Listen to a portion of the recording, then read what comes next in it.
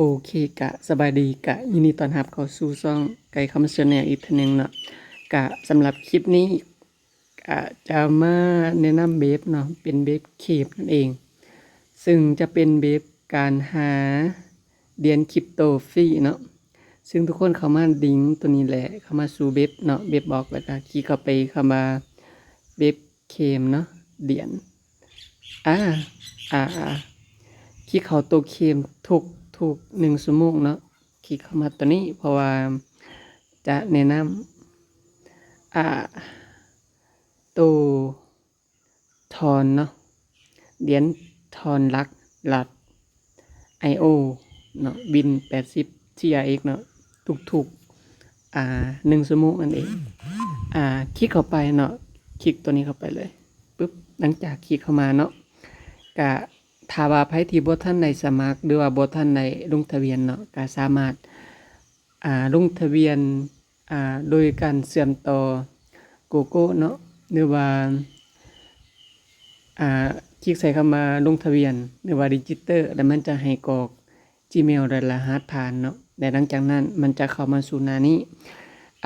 หน้าตาหลักเนาะมันเราลองคลิกใส่ตัว3ขีดเนาะอันนี้ก็จะเป็นรายละเอียดทั้งหมดเกี่ยวกับแบบนี้เนาะซึ่งในหัวข้อนี้เราจะมาเบาถึงเป็นการฟักเศษประมาณนี้เนาะอยู่ในหัวข้อของฟักเศษคือ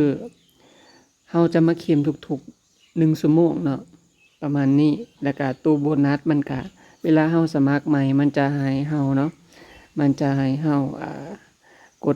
กดเข็มตัวนี้เนาะและเราจะมาที่คำว่าฟักเศษประมาณนี้และรายละเอียดเนาะก็คือเลเวลกับการเพย์เอาท์เนาะมันจะ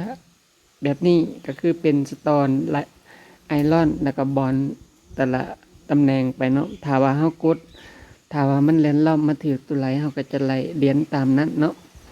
ก็คลิกคำว่าเคมเนาะปึ๊บโอเคแหละหลังจากนั้นมันก็ขึ้นมาเนาะว่ายังเหลืออีก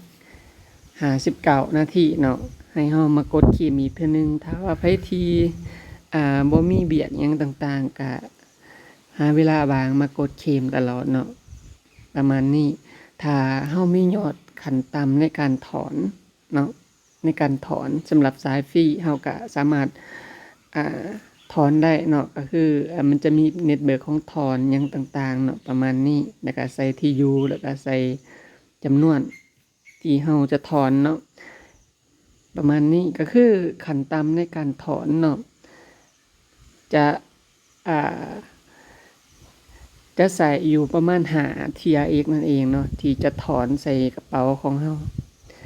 ก็บ่มีหยังหลายเนาะสำหรับคลิปนี้ก็เข้ามาดินกันได้เนาะสายฟรีนั่นเองก็ฝากกดไลค์กดแชร์กดติดตามเนาะเพื่อที่จะบ่พลาดคลิปใหม่ๆเนาะก็ขอขอบใจ